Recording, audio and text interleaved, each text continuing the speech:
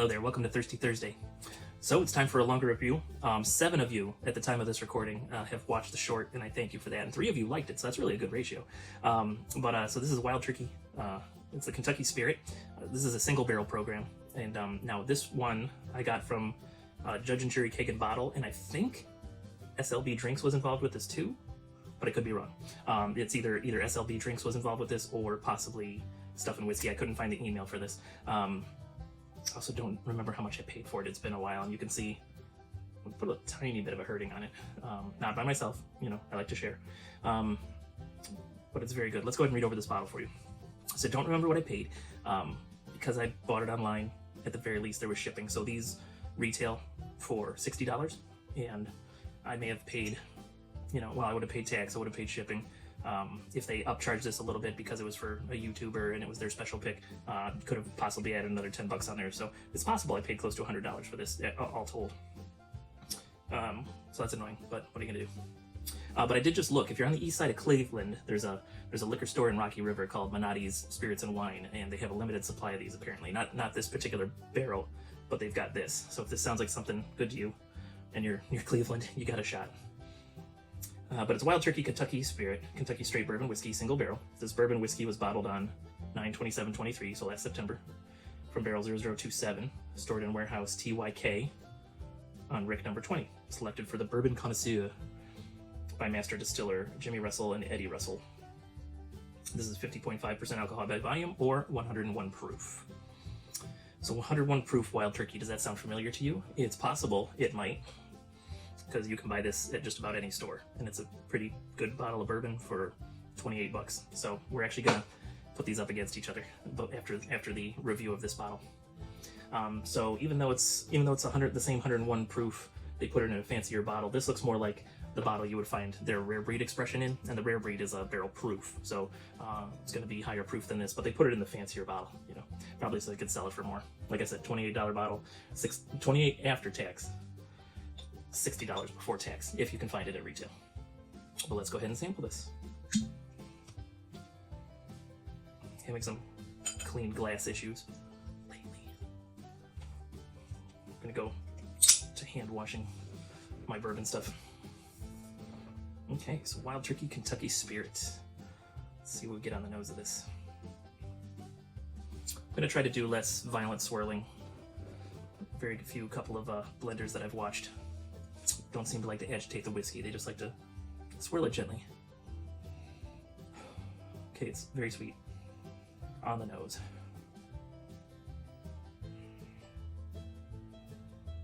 A little hint of candy, a little hint of, but I don't know what candy. A little bit of candy, a little bit of vanilla. A little bit of an oak, kind of smell, like a woody smell.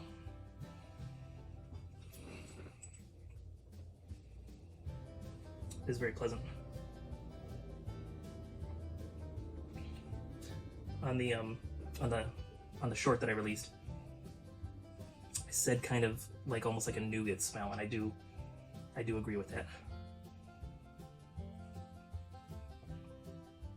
Which I guess nougat could be like a similar smell to caramel or caramel, if you prefer.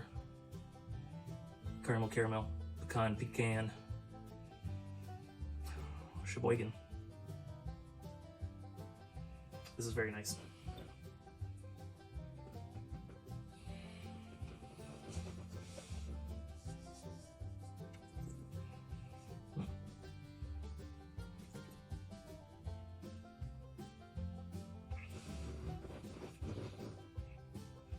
I don't know if you can hear the leather chair I'm in. I don't know if it's real leather or not, but it makes amusing noises. Hopefully it's not picking up on the microphone. It's very sweet when it enters the mouth, and it's very dry on the back end.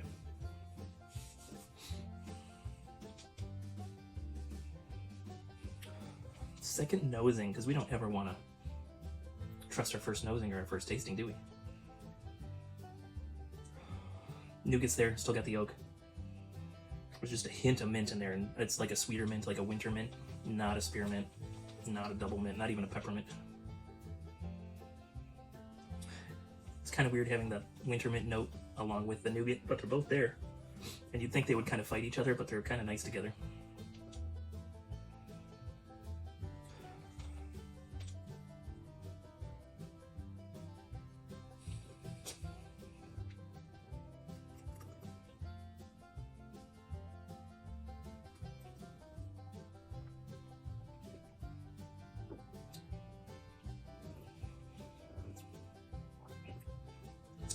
the oak, the tannins stand out in the back.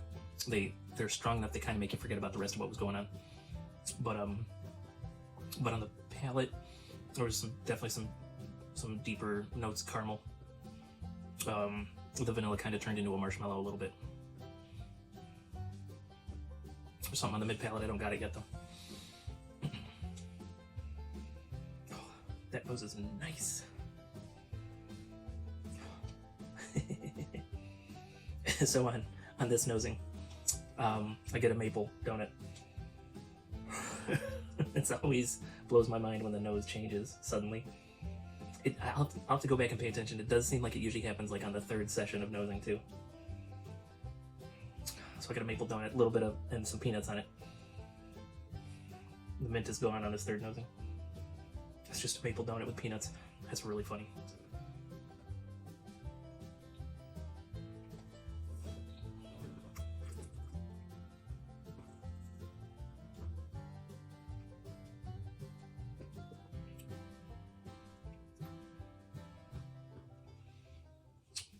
Palate stayed with caramel sweetness in the front. I can't tell the note I'm getting in the middle. It's kind of spicy. It's leaning towards the pepper, and then it finishes all oak tannins. There's not much of a hug, but it's not my first pour of whiskey today, so.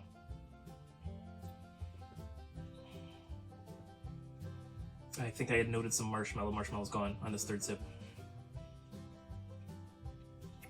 So this is one of those bottles I think I'm more fascinated by the nose than the palate. But the palate's nothing to sneeze at. It's enjoyable. At $60, I'm not disappointed. Excuse me, not disappointed. Of course, I probably paid closer to $100, so that's annoying. It's not disappointment there yet even, it's just annoying. But I did it to have a one-of-a-kind bottle. That seems like to be what I'm doing, is instead of chasing like all the allocated stuff, and I'll still chase them a little bit, but instead of chasing all the allocated stuff, I'm chasing this one-of-a-kind stuff. Each to his own with your whiskey journey. That's all I got to say about that. Okay, now the maple donut with a hint of the winter mint. The winter mint came back, so I've got this weird maple minty donut that I'm here for. It's fantastic. The nose on this is wonderful. I can smell this all day. I will probably take this out to the hot tub and smell it for an hour.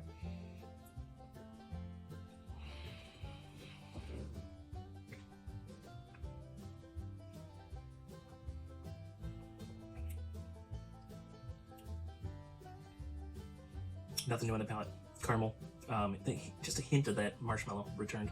But it's just very dry in the back end. That would be my only complaint about it. It's just very dry, very tannin forward on the back of the palate. But it's very good. All right, so like I said, if you were in Cleveland, you could drive to Manotti's Wine and Spirits. You could pick up one. Wouldn't have been picked by these people. And single barrels. Let's talk about single barrels briefly. So single barrel means they picked this barrel and they bottled it, and there were, for a normal 53-gallon barrel, you get, let's see, proofed at 100. I'm gonna say probably get over 200 bottles. This is just a guess, an educated guess, a slightly barely educated guess, but mostly still a guess. So let's say there was 200 bottles out of that. So all of that came from this barrel, unless you can find bottled on 9/27/23 from this warehouse, from this rick, from this barrel. You're not going to taste the exact same thing I tasted.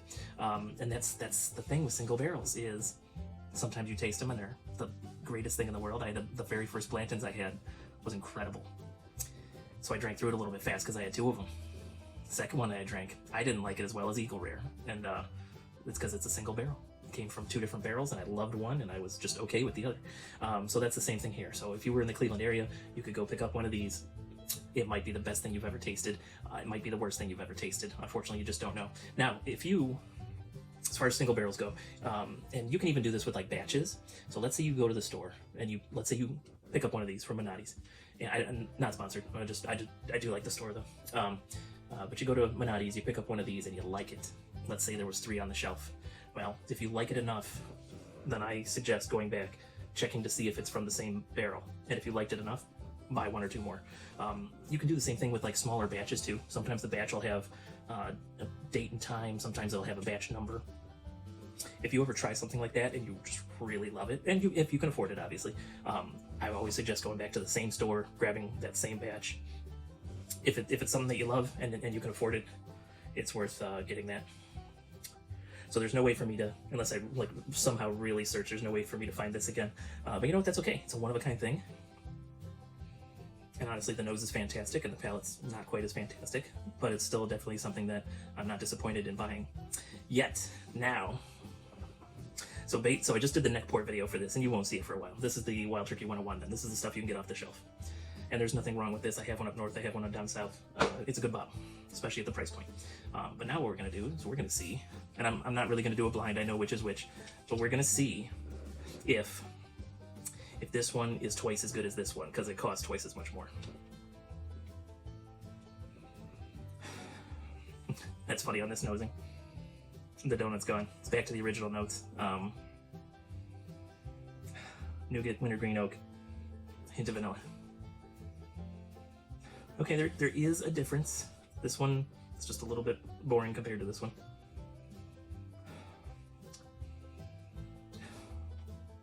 What is the difference, though? So,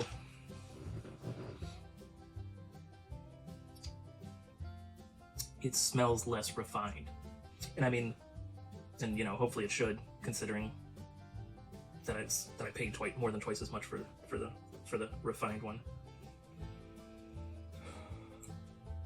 Let's see, do they have an age statement on this? I don't think they did.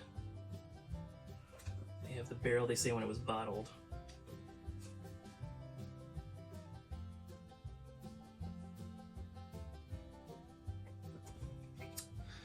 Us bourbon fans, we like age statements. It does not say how old it was. Bold, genuine, true. Distilled in blah blah blah, single barrel. Now this one, I believe it says 6 to 8 years. So 6 to 8 years, and that's reportedly how old, or how old Buffalo Trace is. Alright, so I got to actually go to Buffalo Trace last weekend. No, earlier this week. And since I went on a Monday instead of a Saturday, like the last couple of times I did the tour, it was on a Saturday. On Saturday, you know, production's not going on because they have the weekend off. How nice of them. And so this time I was there on a Monday, so I saw barrels rolling, I saw barrels getting emptied, I saw barrels getting filled.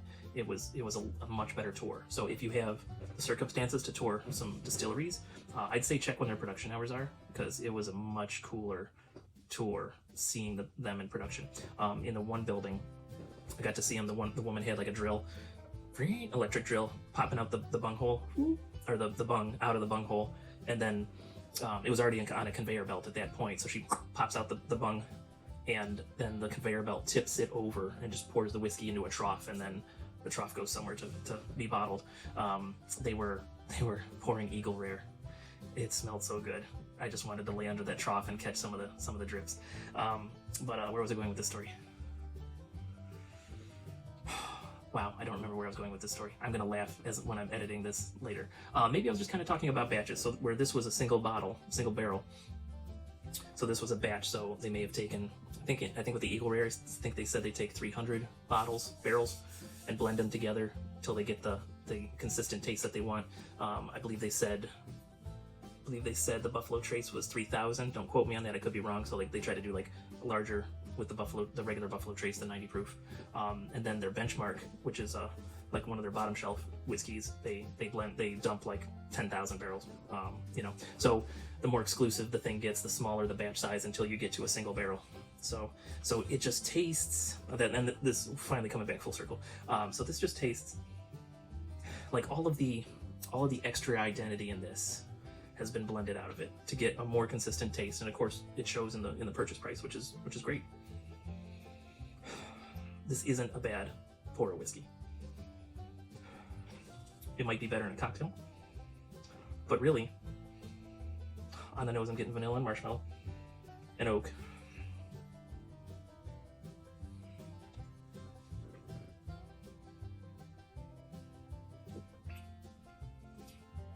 On the palate, getting a light caramel, lots of peanuts, lots of black pepper. It's a little spicier. It's got a decently long finish for a $28 bottle.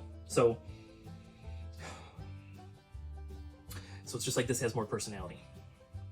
So maybe that's worth it to you to get a $60 retail bottle, and maybe you don't need that much personality in it. This is a good pour for $26 plus tax. So $59.99 plus tax, $25.99 plus tax.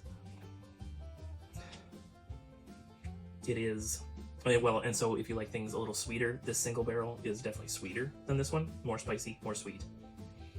So that could also determine what you want to do with it. It's fascinating. So, so let's talk about this. And you know, in the future, as I finish a bottle, I think I'm also going to talk about would I buy a bottle again. So I think in the future, every once in a while when we get an empty bottle, I'm going to tell you about if it was worth it, the journey of this particular bottle, and if I would replace it. But just based on the nose. So if I see one of my YouTubers selling one of these, I wouldn't hesitate to buy it. It was an enjoyable pour. When I get back to Ohio next, I may go to Manatti's and Rocky River. If you guys haven't gone and bought them out yet, and I may go to Manatti's and Rocky River and go ahead and pick up one to have up north and see how it tastes and see if I like it.